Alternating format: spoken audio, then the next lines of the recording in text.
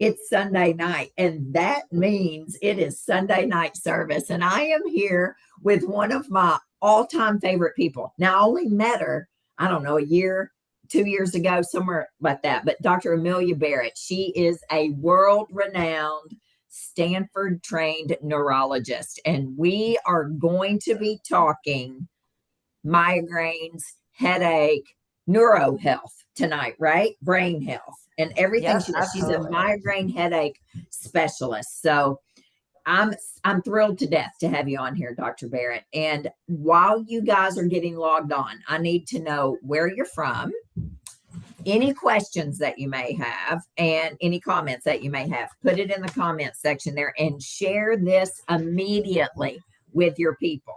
All right. But here's what I want you to know. You were not born with a headache, most likely. Am I right? Absolutely. Yeah. Okay. You're not born with migraines, right? Just like I wasn't born with lupus or chronic diarrhea turning into IBS and all, like what happened to me, all that. We turn those things on. We do. We turn those on. I'm proof we can dial them back or turn them off greatly. And that's what Dr. Barrett works on, is reversing, dialing down any sort of migraines or headaches that you have happening. But the thing is, just because your mom had migraines, just because your dad had migraines, or your grandma or your sister or your brother, you don't have to live that way. And there are ways to address this. And these are the things that this is what I think, traditional neurology, they don't address this. In fact, I know they don't, because I work with patients that are have horrible migraine headaches. But I'm going to give you some statistics before we get into what a rock star Dr. Barrett is here.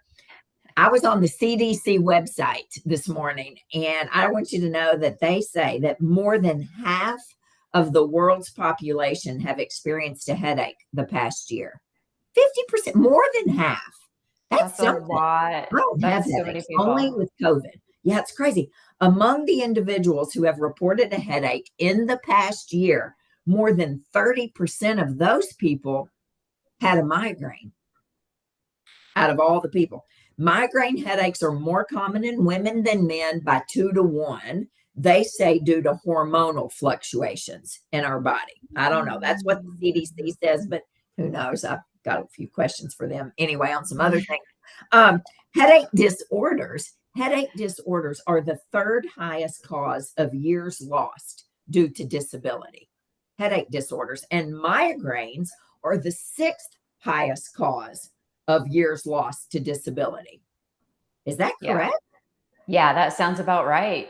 Yeah, Oh it has an amazing impact on the lives of women. It really does. Wow. Many people with headache disorders are not treated at all. Do you know that only 40% of individuals with migraines or tension type headaches are professionally diagnosed? Yeah, That I really is hate that. unbelievable. I just hate that statistic, but it's true. But that is that's a problem you and I need to fix. That's why we're here tonight, right? Amen to that. And then the last statistic, this is interesting. It's not a statistic, it's a fact. Headaches and migraines, they don't discriminate. They hit every gender, every nationality, every socioeconomic class. Doesn't matter if you're black, white, brown, whatever. Migraines and headache disorders are significant to those populations, and they do not discriminate, right? Yeah, for sure. Yeah. So here's the thing. While you guys are on here, if you have any questions, post it up there. Hello there from Caraco. What? Hello, Sylvia. Hi, David. Dr. Barrett, let me tell you about her. She's a Stanford-trained neurologist who teaches the latest brain health science to people with headaches. This curated information empowers individuals with the most effective tools to change their lives by tapping into the brain's natural capacity to heal. I'm going to repeat that actually, because that is so important.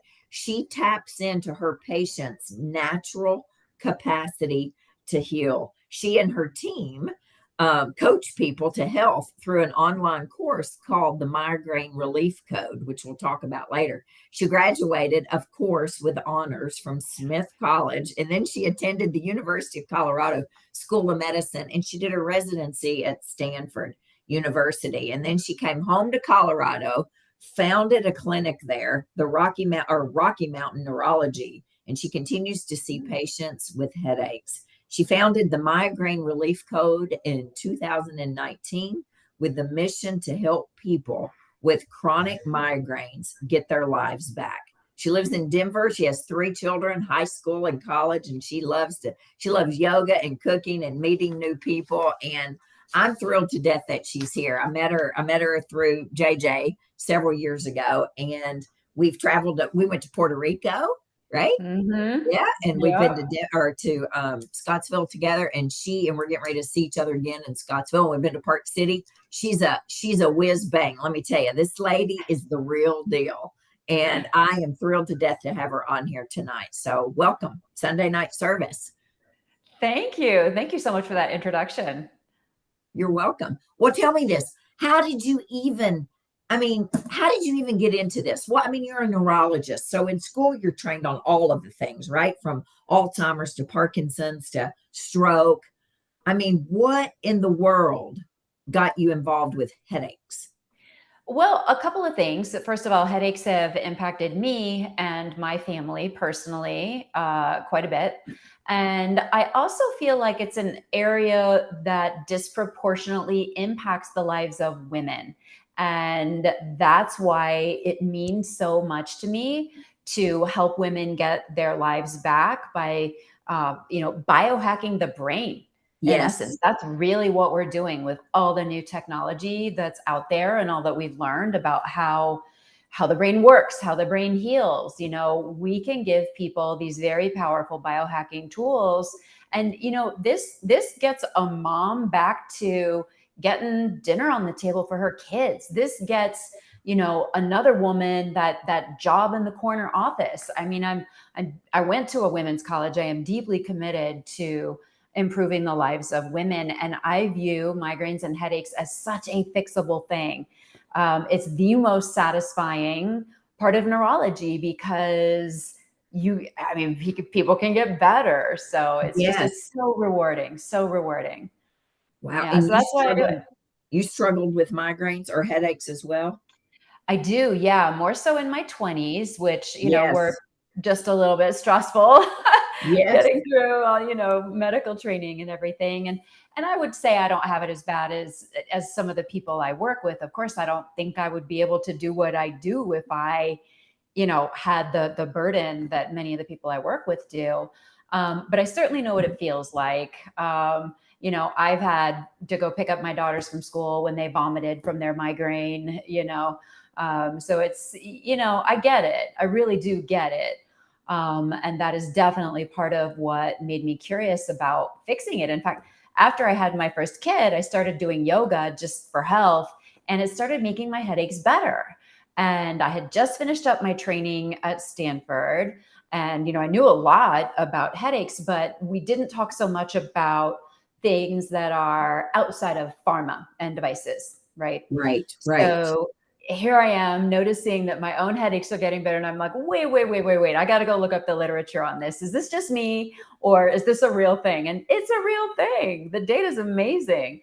But you got to kind of teach people the right thing so it doesn't worsen their headaches, because of course movement sometimes does. But that was kind of what got me on this journey of learning other biohacking tools to really help people. Wow. So what are the main causes of headaches? I don't know. I have my own idea on things, but what are the main causes of headaches?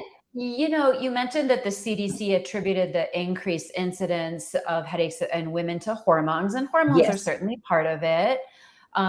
Stress also plays a role. I think that we as women are very used to putting other people's needs before our own. Amen to that. Yeah. And we ignore those signals from our body in order to meet other people's needs. So I think that's very stressful on the body and the mind. and the heart when we do that. And that can build up and kind of put you in this chronic fight or flight place where headaches are so much more likely to happen. Things like neck pain can certainly play a role. So many of us have been in car accidents or other kind of accidents, or that's where our stress lands. And we don't have great tools for managing that. And then there are things like, we don't have very brain healthy, nutritious food in our culture. I think that's an issue. Detox is an issue. The brain is incredibly sensitive to the toxins in our world. The EPA says there are 85,000 new potentially toxic chemicals in the past 100 years. That's a lot of chemicals for this body to handle. So that's part of it. There are many, many things that can be going on with that. So a lot of causes. And traditional medicine, were you taught this in school? Were you taught to look at the way a person's body detoxes, or to look at food sensitivities? Now, here's what I see a lot is food. I have a neurologist here in town that I adore. And it's funny though. I'm the last person she will send somebody to once everything fails, right? Their traditional stuff, their triptans, their Botox injections, things like that. She'll just say, go see Danny and see if she can do some food sensitivity testing on you. Well, oftentimes, guess what? It's something, soy or eggs or whatever. There's a food that's really contributing to their headaches. Were you taught this in school? No, I mean, the emphasis is much more on things like, get an MRI to make sure it's not a brain tumor and which pharmaceutical drugs are best for which situation. That's pretty much the training, but that is definitely not all there is to the story of health, as you well know. And I agree with you about the food sensitivities. I have seen people who did not know they were allergic to dairy. We, got them tested. They found that out. They're like, well, I don't think it's an issue. It's not like I get a headache after I have a glass of milk or whatever. And I'm like, just do it. Humor me. Just do it for a month. Right. No dairy, no cheese, no yogurt, no none of it. That's and they're right. like, oh my gosh, I can't believe that's part of what was going on. They never would have been able to figure it out from their own, cause and effect kind of lens. But when you do the testing, that's why we say, don't guess, test. That's exactly right. I do a lot of food sensitivity testing. It's controversial with a lot of healthcare providers, but I'm telling you, it works. It was 12 years ago when I was 44 years old. I had a doctor lean into me and I had lupus and chronic joint pain, just horrible joint pain and itching, hives like you've never seen. Nobody could figure it out, right? 4 colonoscopies. And finally, Dan Kalb said, Deanie, what are you eating? Don't you know your diet controls your disease? And it turned my entire world around when I did an elimination diet and I found out my food sensitivities. Now, it's not the end all be all for everything, right? Because like you said, there's multiple reasons for headaches. But I don't think conventional medicine addresses the bulk of that in my opinion. You're one of the rare neurologists who's looking at detoxing and food and things like that. Yeah, because that's where healing is. Yes. I mean, I'm perfectly happy to inject somebody with Botox or prescribe their triptans if that's all they need. Great. Most people don't, though. For most people, that doesn't really take the problem away. They continue to get headaches or they continue to have to take medications and they get side effects of their medications. Well, that would be a question. We've got to get at that healing. That's what most people want. Most people want to feel good because the problem is once the headaches start to increase beyond about 10 headache days a month, the brain physically starts to change as a result of having those headaches. And I think so many of us women are just like, oh, no, I'm just going to power through. I'm going to take my Advil. I'm going to, meet everybody else's demands and ignore my headache. And they don't realize that their brain can start to physically change in structure at once you hit that point. And we've only learned this in the last 5 or 10 years since we've had functional MRI and we've been able to see these change happen. And now everybody's like, oh my gosh, we really need to intervene sooner here and get people healing sooner. So it's not so much about taking medication soon, but how do we change what's going on in the brain? How do we listen to our brain and say, wait, what is this head pain telling me? Instead of just taking the pill, powering through and letting it get to that point where you're having, it's only about 2 headache days a week, this process starts to happen. And then the brain starts to physically change. And then once that starts to happen, you get more brain fog. You have more trouble sleeping. You have more trouble with anxiety, more trouble with depression. All these other changes start to go along with your symptoms because the firing and wiring of the brain have physically changed as a result of the headaches. And it happens sooner than people think. So if we just ignore it and just take some ibuprofen or Aleve or whatever for this, really, I had no idea what can just rewire. Yep. It's almost, you can almost think of it like when you learn how to play a piano, your brain gets really good at it. It's sort of the same process, except that when it comes to headaches, certain parts of your brain actually start to shrink, which is not good. But it's the similar idea. Like your brain gets good at what it does over and over.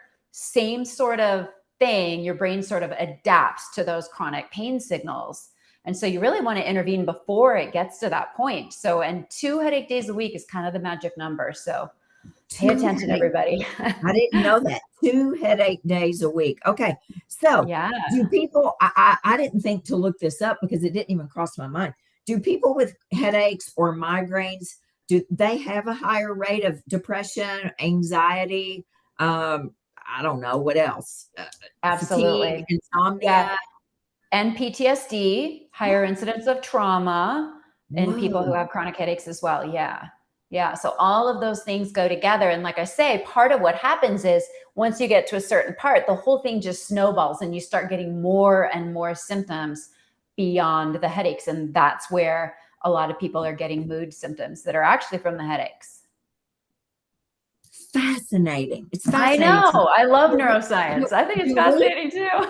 Do we have any research on like childhood trauma? Like I had a traumatic childhood. Do we have, I don't know. And I'm just throwing that out there. We didn't even talk about this before. And headaches and migraines. Do we have a higher rate of, I don't know. There has to be some research out there.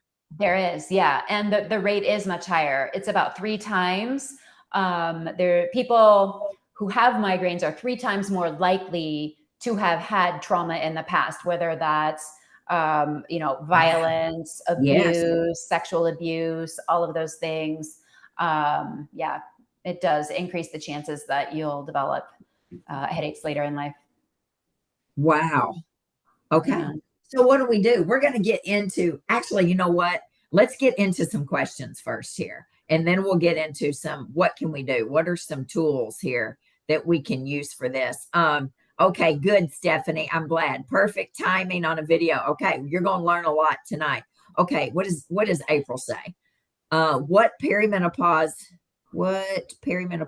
and headaches? Perimenopause, and I think she's asking about perimenopause and headaches. Absolutely. Look, when you talk about it, you're the neurologist. Yeah. So unfortunately, a lot of women are told that their hormonal headaches will go away when they hit menopause, and they are so sad when that doesn't happen.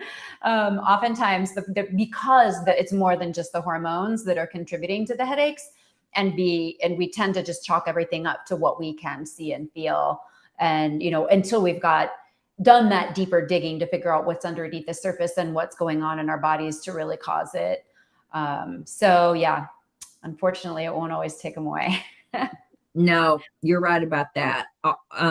Yeah, absolutely, Monica. I believe that 100%. I remember the first patient, I think probably 12 years ago, that I did food sensitivity on that had horrible migraines, blueberries and soy. I'll never forget this because it changed her entire world. Blueberries and soy. Those were the 2 things. Blueberries are a superfood, by the way. Right. And they were causing chronic migraines for this lady.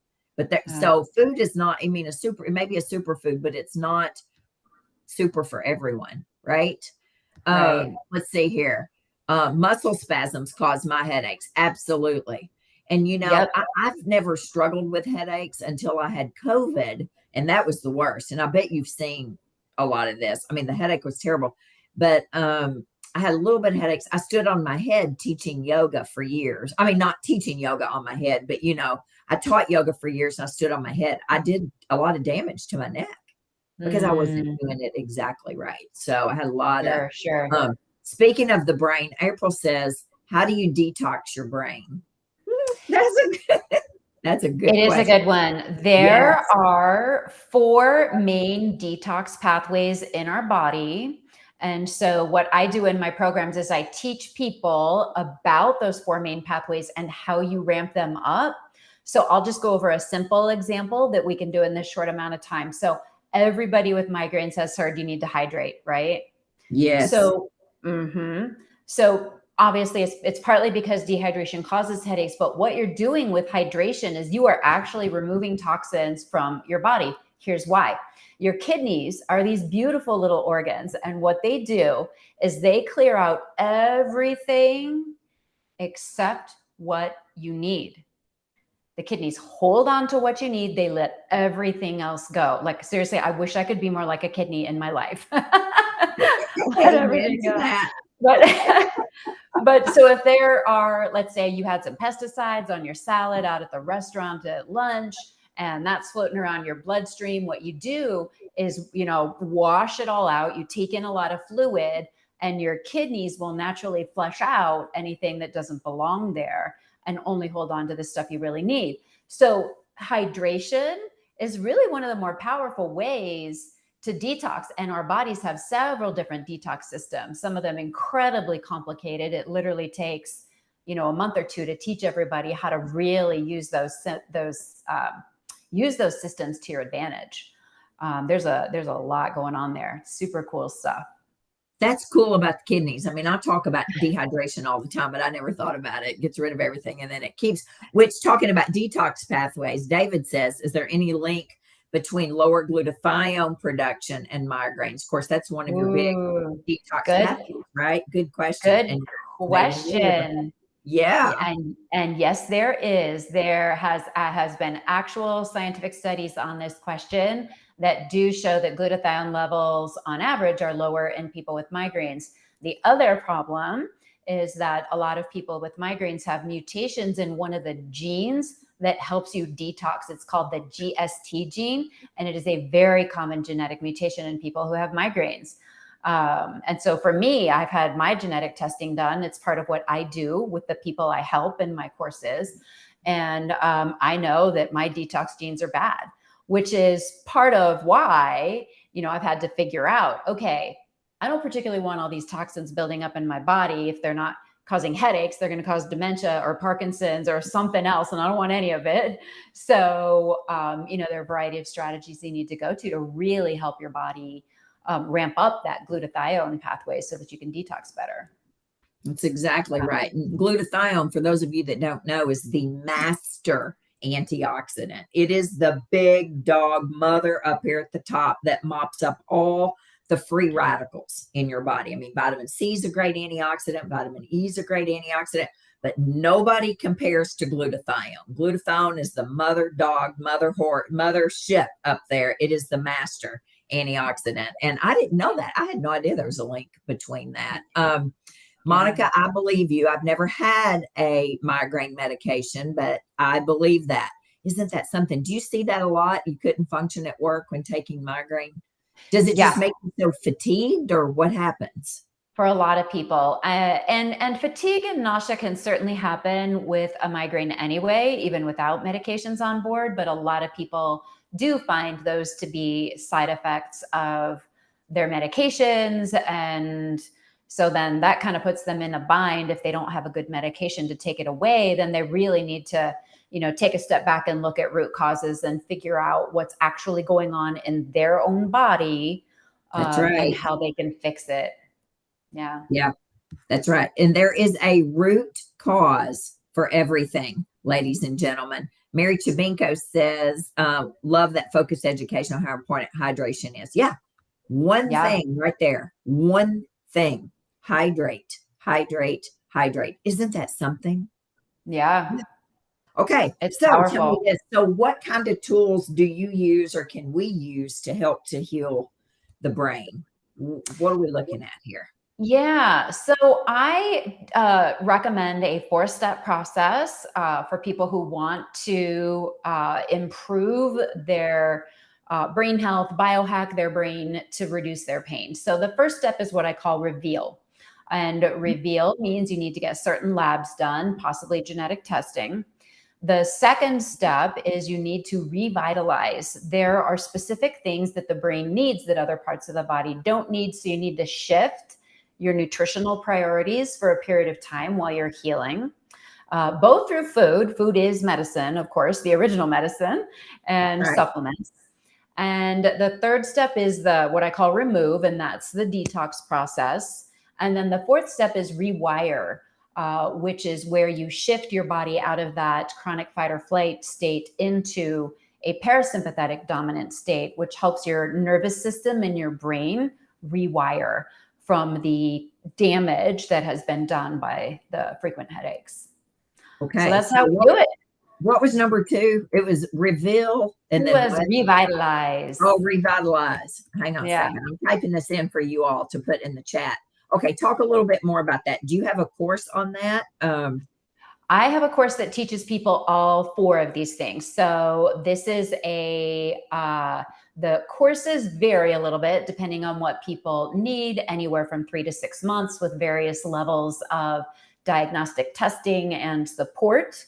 My goal is to help people. That's why I'm here. That is what my mission is, to help women with migraines get their lives back. And we help men too, of course, but I just said that because women are disproportionately affected. So yeah, those are absolutely the things we do. Yeah. Somebody said here, so let's talk a little bit about magnesium, like a couple of supplements, because April was asking, she said, oh, at least 5 a month, migraines a month. I started taking magnesium 250 every night and it helps so much. Yes, I need to up it to 325. I think magnesium glycinate. Now, there's a lot of different forms of magnesium. I'm not sure what you use, but that's what I use for migraines. I don't know, headaches. Is I that do right? too. Glycinate? Yes, that's absolutely on target. It's the best one. I think it's the best for many things. Now, I for threonate for your brain health, like dementia or memory loss or things like that, a threonate's a great one as well. But I think glycinate, chelate, malate is what I use. It's just a smooth muscle relaxer, and it helps relax things. That's a good one for supplements? Yeah, For migraine? absolutely.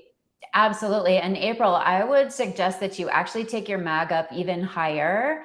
Okay, I typically use closer to 500 milligrams for people, okay. generally at night or with dinner. Mhm. And I have certainly had people do nothing other than that, and it cuts their headaches in half. I mean, You're right. it's amazing. And I just wanted to make sure everybody knows that it is actually supported by the American Academy of Neurology. There are a couple dozen different studies on magnesium, good randomized controlled trials that show that it works really well.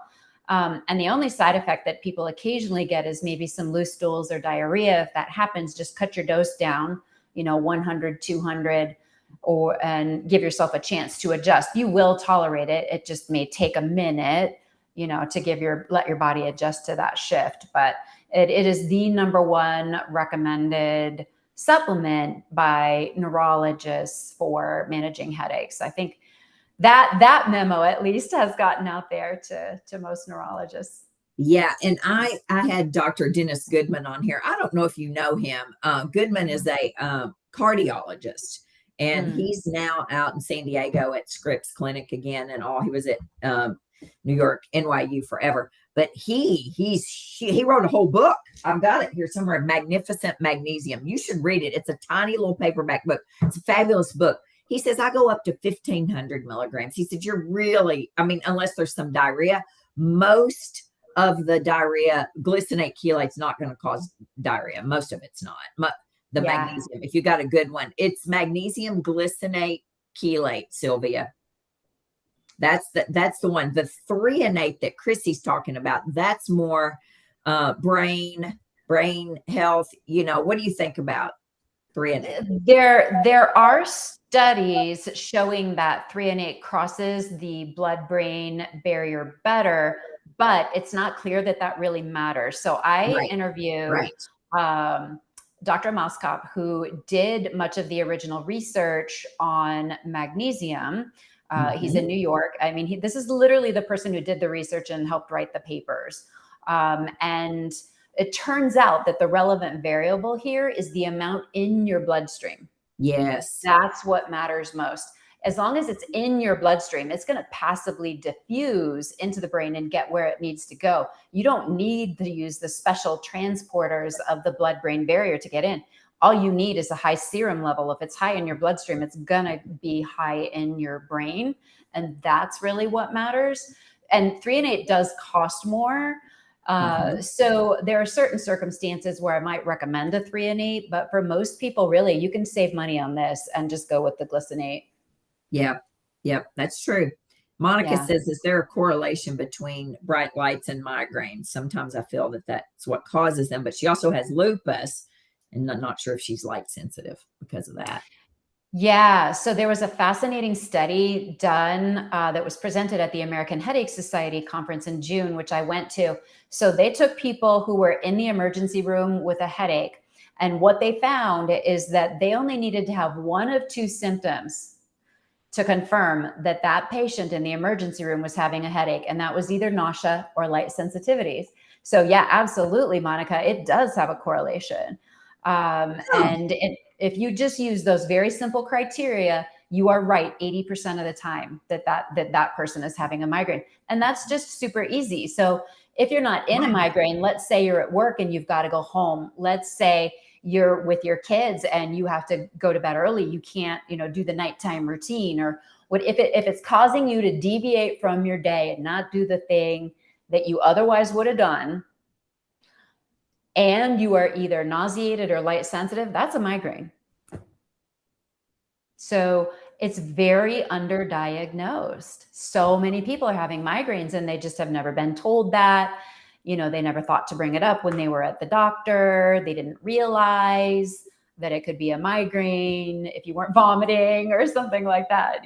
So yeah, I want to make sure everybody knows that.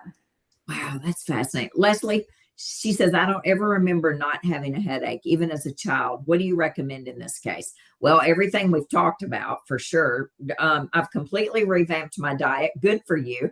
I do have two autoimmune diseases, and now at age 52, I'm on migraine medication with mixed results. Yeah. Yeah, Leslie, I would, there are so many things that's going to be, I Mhm. would not want to do you the disservice of recommending just one thing when you are going to need a dozen. I'll be totally honest with you. I would recommend that you go to theheadachequiz.com. It's a very simple couple-minute quiz Yep. that will steer you towards free resources that will help you take it a little bit deeper. It stratifies people based on how severe their headaches are and gives you targeted recommendations, whether they're mild, moderate, or severe. Because it's very different for someone in your shoes, Leslie, versus someone who just has 1 or 2 headache days a month. What those two people need is very, very different. So That's I would right. I recommend you just go put there the and get link up started. there. Yeah, I took the quiz today, and it's a fantastic quiz. Thank you. I don't struggle with headaches, Wow. thank goodness, other than the COVID situation, right? I've had more headaches than I've ever had in my life, but there's still very few, very few. But boy, during COVID, it was awful. Do you see that with COVID that their headaches, I mean, people who've never had headaches before now have headaches, or no? Yeah, Am I making that up? that's a category, post-COVID headaches. And then another category is really people who all had mild headaches before, but it wasn't a big deal. And now it's a big deal. So yeah, I'm seeing a lot of that. Well, it went away, but I'm going to tell you something. I don't know how those of you that are listening, I have such great respect for you that struggle with migraines. I have never, I don't know how people deal with it. Honestly, Yeah. don't. I mean, that was the worst pain I've ever had. And I've had some pain, and those headaches, yeah, that was terrible. That was the worst Yeah. part of COVID for me in January. It was absolutely Yeah. terrible. Bummer. What does April say? She's taking 4 a night, but then they said don't Yeah. take, what does it And say? Unless you're low on it. Okay, let's talk and about that. yeah, April, I'm glad you brought this up. So the type of magnesium test that doctors do does not pick up magnesium deficiency. So we typically do just a regular serum magnesium. It's the amount in your bloodstream. That is like the last place it's going to get low. Your body does everything it can to keep your blood in a range about this big, right? So Yes. while your body stores may be abnormal, your body is going to work so hard to keep that magnesium normal in your blood. So what we have learned from certain types of SPECT scans on the brain that you can look at nutrient levels. We've learned from those very specialized research scans that 80 to 100% of people with chronic headaches, meaning more than 10 a month, are in fact low in magnesium in the brain. The easiest way to get a snapshot of what your brain magnesium is through a test called the red blood cell magnesium, which, not everybody knows about. You do. Yay, Danny. That's what I do. That's the only magnesium I run, is the magnesium RBC. Yeah, because it's the amount inside the cells, and it's a much better biomarker of what's going on in your brain. So I'm guessing that they told you it was normal because they checked the serum, so they probably didn't pick it up. I would also say, maybe the range is 4 to 6 on what's normal. If you have anything going on with your brain, whether that's headaches, brain fog, mood, trouble sleeping, you need to be close to 6. Like, just because 4.1 is technically normal, if it's 4 to 6, that doesn't mean that's where you want to be. You want to be over here, right? I'm so glad to hear you say that. Every day on labs, I mark 6 to 6.6 on mine, because our scale is 6 to 6.6 with Quest. Okay. And I mark that on everybody's lab. They may be a 4.8 or 4.3. And I tell them I want it up to 6. I'm glad to hear you say that. Now, okay, answer me this, because on occasion, and last week I had a girl with a 6.8, which is technically elevated RBC. Mm-hmm. She's taken like 250 milligrams, nothing of magnesium glycinate. Should I be concerned? I mean, do you see an elevated RBC very often?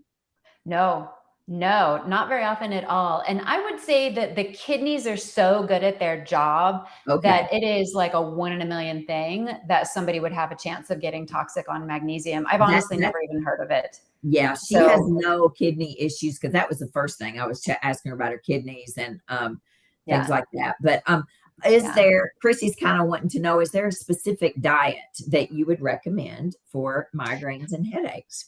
Yeah, well, the place to start is anti-inflammatory, which sounds like you are very familiar with. Yeah. Yep. Yeah.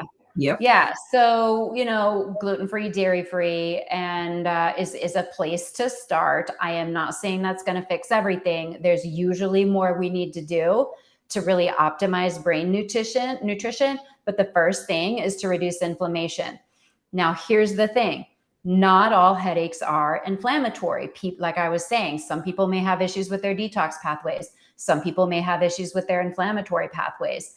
So that's why I personally think that testing is so important. Like, if you want to biohack this properly, you need to know what your detox genes are, what your inflammation genes are, because I don't want you knocking yourself out trying to eliminate gluten, dairy, and all inflammatory foods from your diet, when what you need is to learn how to really detox strong and hard, right? So I'm a big fan of get that genetic testing done. Only certain companies do this specialized approach, so that you're working really hard on something that is actually going to make a difference, right? So I would say, if I'm giving blanket advice, sure, it's going to be anti-inflammatory. But like I say, it's different from person to person. Yes, it is. But a good anti-inflammatory. Yeah, I'm a big fan.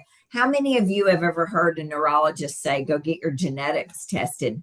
None of you. I can answer for you right now. Not a single one of you. I've never. None of my colleagues do. None of my colleagues do. But I'm Lori, so much more into biohacking. I love the brain. I think it's fascinating, and I'm just like, oh, how do we make this better? It's such well, a the great time brain, I to mean, you can't live without it, right? We can live yeah. without an ear like Van Gogh, right? I mean, we can live without, I mean, so many things, my arm, my leg. You can't live without your brain. And Not too well. and it's so complicated. We know so little about it, but when you really break it down, if you just get down to simple stuff, inflammation, cure the inflammation, bring down the inflammation. And when you bring the inflammation down in your body, you begin to heal 50, 60, 70%, 80%, maybe 90 of everything that's going on. I do believe Yeah. that. And then you've got Yeah. these other tweaks, right, that you need to make because you may have some hormonal or some pathway issues. But Lori says, is there something you can do to lessen the length of a migraine? I don't know. Sometimes I have them for a day or maybe 4 or 5 days. I have nausea and very light sensitive. Bring down the, Yes. So, Lori, my top recommendation for you would be to treat it hard on day one. Because remember ah, how I was saying once it gets beyond a certain number of days a month, that's when those physical changes start to happen in your brain. So your job is on day one, don't say, oh, maybe it'll go away. Oh, I'll just take, a little one Advil. I'll keep doing don't take it seriously on day one. I want you to do whatever it takes to make it go away and stay away. Migraines by definition last up to 72 hours, and it's not unusual for people to have them longer like you're having.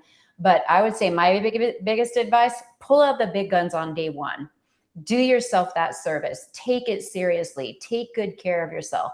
And I'll give you one little tip and trick here, which is kind of related to something that we've talked about. I like to recommend what I call a migraine mocktail, and it's basic.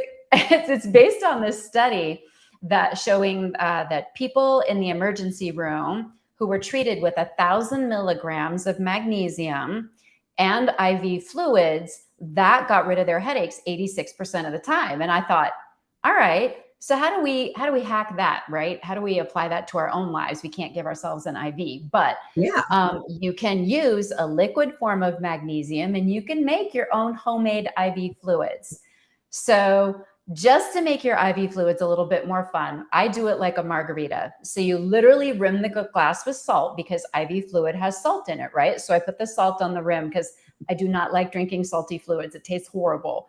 But if you rim the glass, it's not so bad. And then you put some carbonated water in the middle. I like to put my liquid magnesium in there, little bit of sugar, because IV fluids have a little bit of sugar in them too, right? And then I just drink it like a little mocktail. So Get out I'll of give you here. that one. And I'm typing this in for you guys, so you don't have to remember this. Okay, rim the glass with salt, some Yep. carbonated water, liquid Yep. magnesium, and we don't know how much, just whatever. 1,000 milligrams. So whatever that's going to translate to. For the kind I Okay, use, it's about a quarter cup. And I mean, it doesn't taste as yummy as a real cocktail, I'll admit, but hey, if I'll take it. If it cuts out half of my headaches, I'm good with that. And then I've got uh, half as many off the bat on day one with a super simple home absolutely. remedy. Yeah, there we go. Carbonated water, Okay, here we go. liquid Is that mag, right? tiny Rim amount the of glass sugar. with Yep. salt, carbonate, 1,000 milligrams of liquid magnesium, and a tiny amount of sugar. Some. Yeah. In Little this case, agave, sugar is okay, maybe. people. What'd you say? A Yeah. little agave. Yeah, yeah. Yeah. Okay. Okay, this is great. I'm so excited. Okay, what else? Is there any other tip or trick you could give these people before we tell them where they can find you, find out more, and what you have going on right now? Yeah, absolutely. I would say, if you are gonna try over the counters, make sure you're taking kind of the maximum amount that's on the bottle. Over the counters are dosed so low. Only, you Mm, only want to try it a time or two, but over the counters are typically dosed pretty low. So make sure you're taking the max. A lot of people are like, oh, I don't want to take it.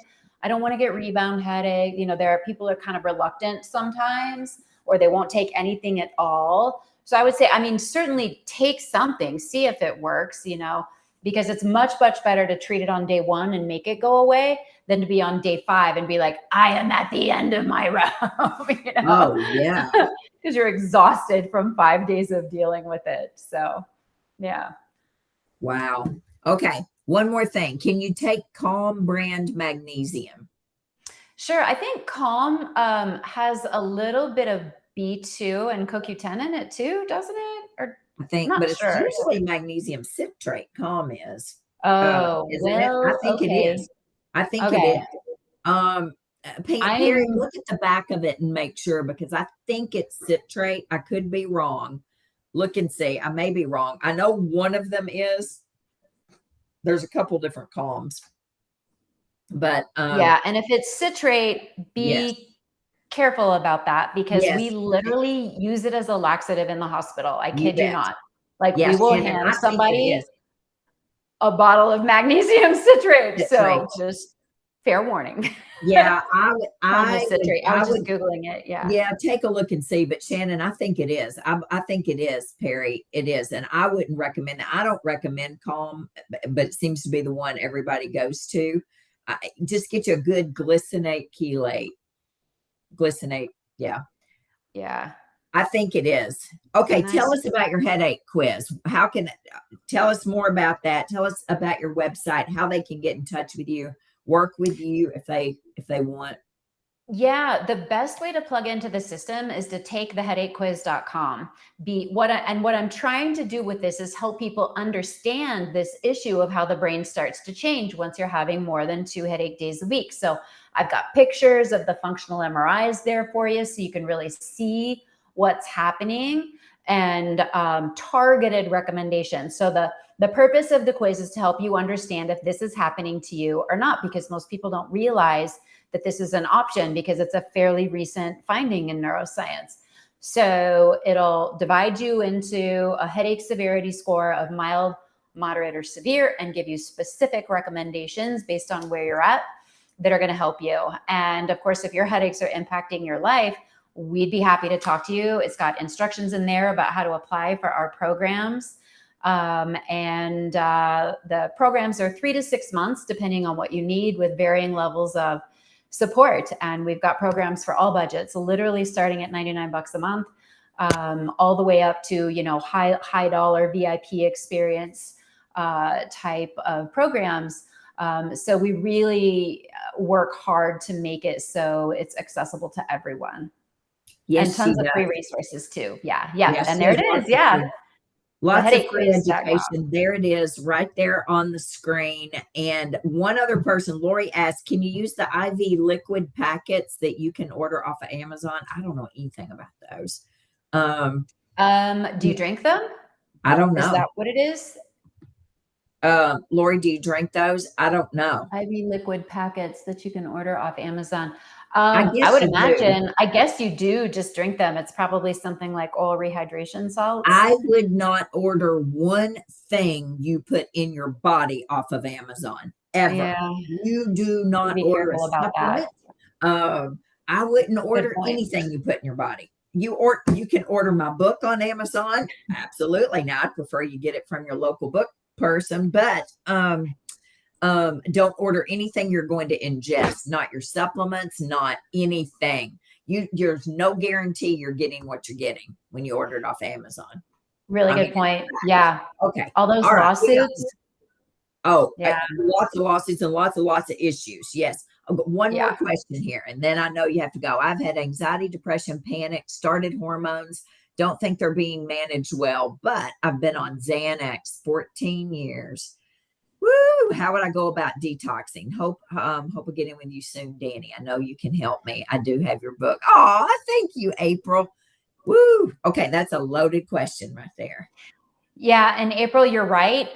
It's going to be a process, not only because Xanax is a drug that your body gets used to, but also because of the impact that it has on your brain's built-in detox pathways. It actually shuts down your brain's ability to clear toxins, unfortunately. Also Xanax something does? that, huh? Xanax Yeah, does it? all benzos do.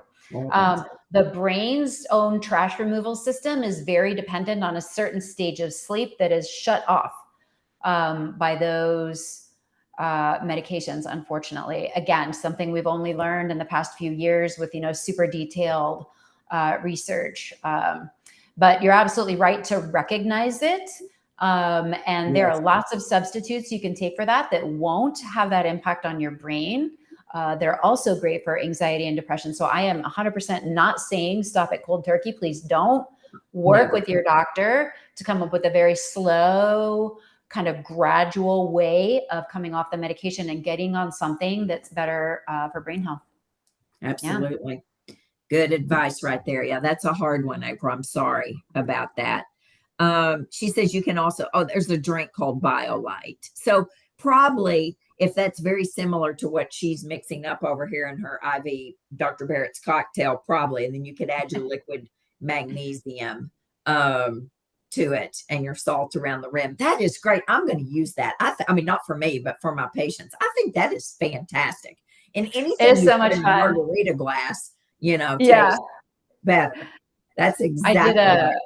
I recorded a video and ran it as a Facebook ad just to try to make it like bring a little bit of lightness to the situation. When you're having a bad headache, it's not a fun place to be. And I was like, sometimes I look at my glass, I'm like, well, all right, it's a little more fun than just, That's right. So ladies and gentlemen, listen, hydrate, hydrate, hydrate. What if your headache, all it needed was some hydration, right? That was just key, gold advice right there. Hydrate, some magnesium glycinate, chelate, up to 500 milligrams or more, maybe. I mean, pay attention to what works for you. Do that at bedtime. Those are two pearls right there, hydration and magnesium.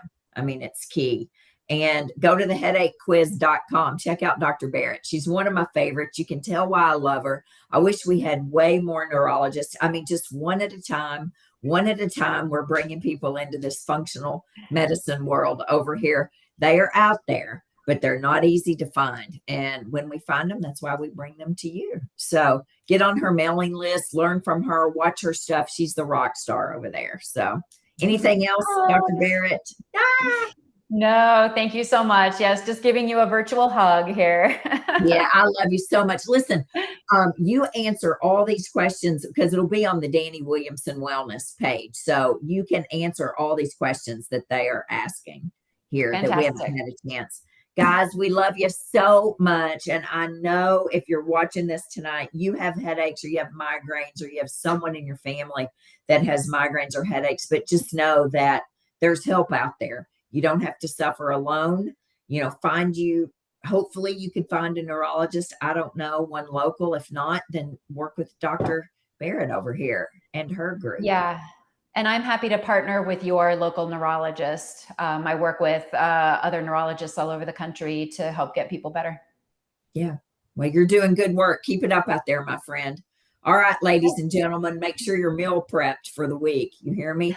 Also, you better be real careful what's at the end of your fork because it's going to heal you or kill you. Simple as that. There's no in between. So I hope whatever it is you're snacking on tonight is healthy. Is it going to give you life or is it going to take your life away? So really and seriously, think of it just like that. All right, guys, and have a great